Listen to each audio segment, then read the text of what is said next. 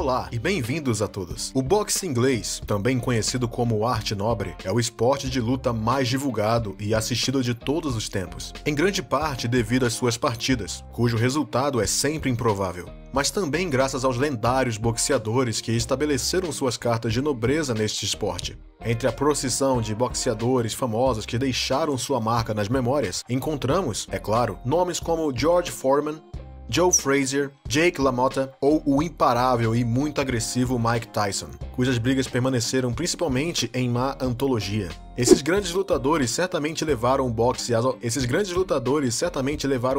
a alturas nunca antes alcançadas, mas nenhum deles terá marcado a história do boxe, como fez um certo Cassius Clay, mais conhecido sob o nome de Muhammad Ali. Ele tinha uma aura e carisma como nenhum outro, e também foi considerado um dos maiores artistas de boxe de todos os tempos. Muhammad Ali foi um dos principais lutadores de boxe do século XX, e é o primeiro tricampeão nessa categoria.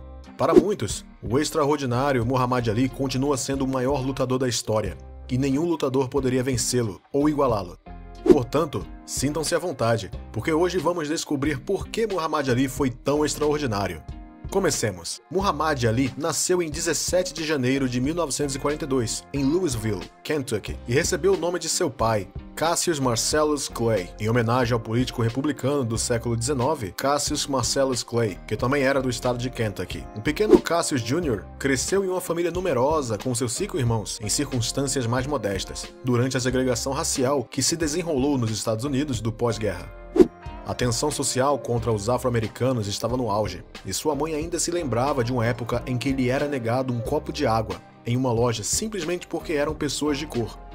Foi um dos muitos episódios racistas que os afro-americanos tiveram que enfrentar na época, mas que afetou profundamente o pequeno Cassius Jr.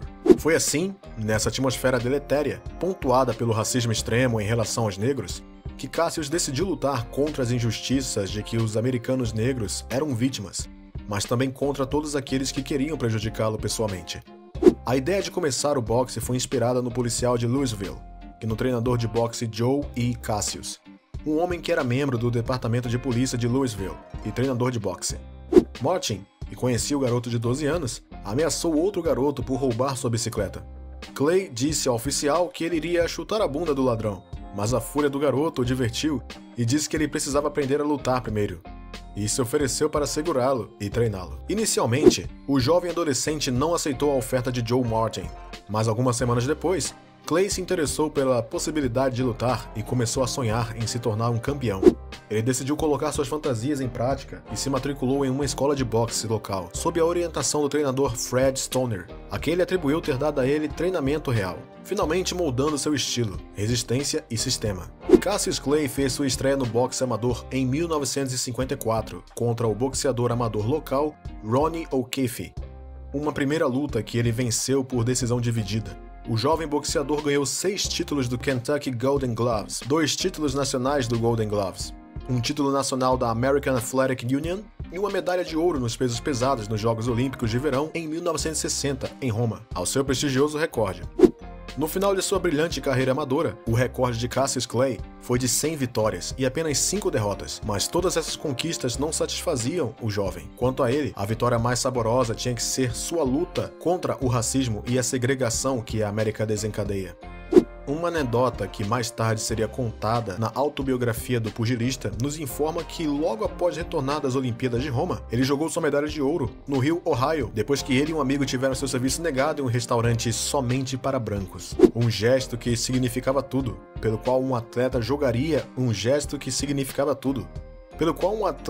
uma medalha olímpica conquistada com muito esforço e uma medalha de ouro. O energético e rebelde jovem boxeador começaria sua carreira profissional com uma vitória sobre Tony Hansacker.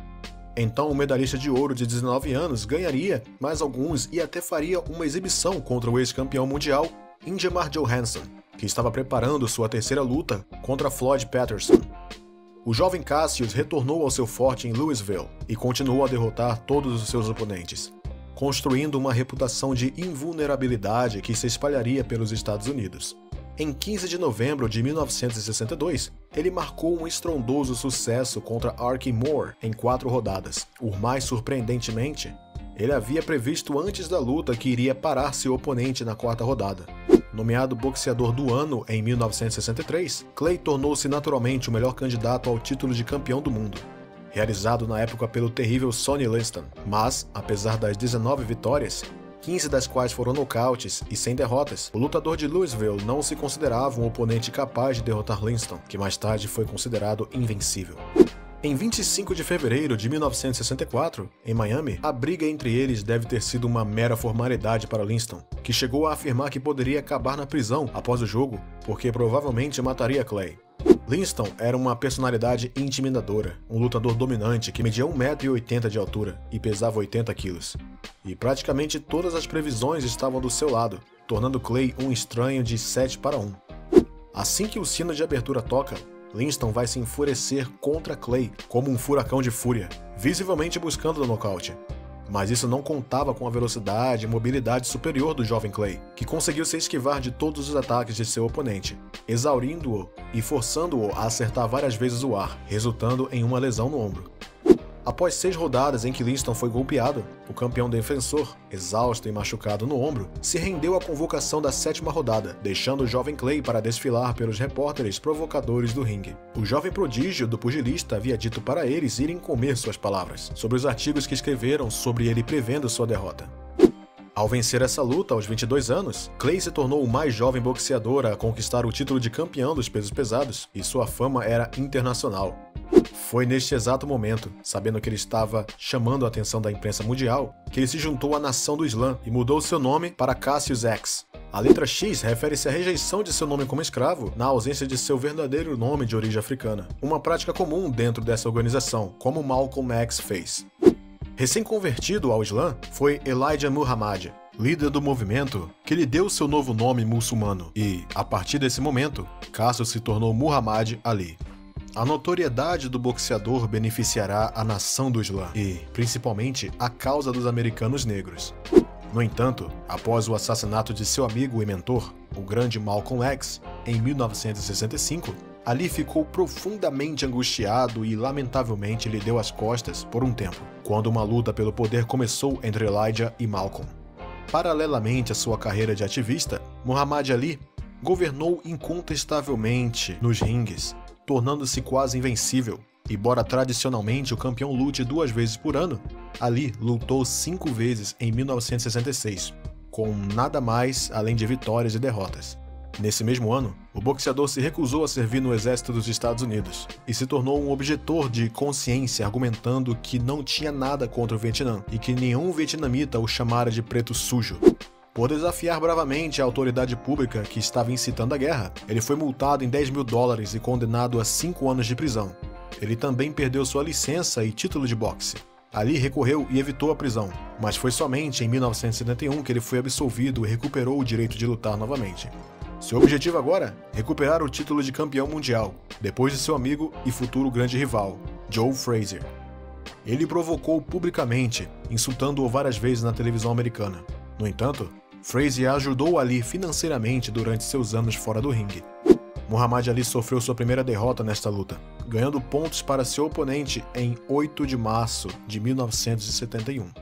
Ele tem que lutar novamente para recuperar o título, desta vez de George Foreman. Big George, como é conhecido, é um favorito claro porque é invicto e muito poderoso. E é aqui que Muhammad Ali faz história novamente.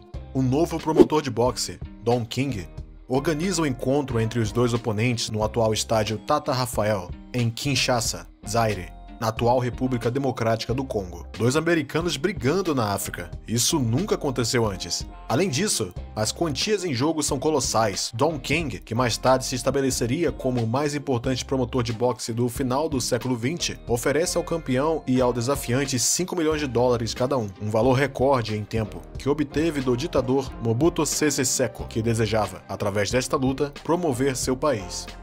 A imprensa continuou dando a Ali uma pequena chance de enfrentar o Foreman mais jovem e mais forte, mas, estudando cuidadosamente o estilo de Foreman, ele encontra seu ponto fraco: falta de resistência. O campeão venceu a maioria de suas lutas nas primeiras rodadas. Ali entende que ele tem que aguentar e fazer a luta durar. Ali corre pela capital e ao longo do rio Congo para aumentar sua resistência aos aplausos da multidão, enquanto Foreman se contentava em treinar batendo na sacola e martirizando seus parceiros de treinamento.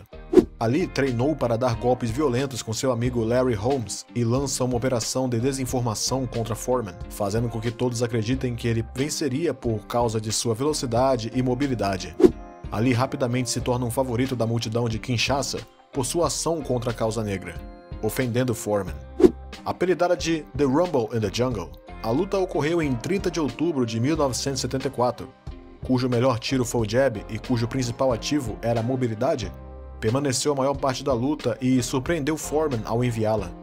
Nas primeiras rodadas, mais socos com a mão direita do que com a mão esquerda.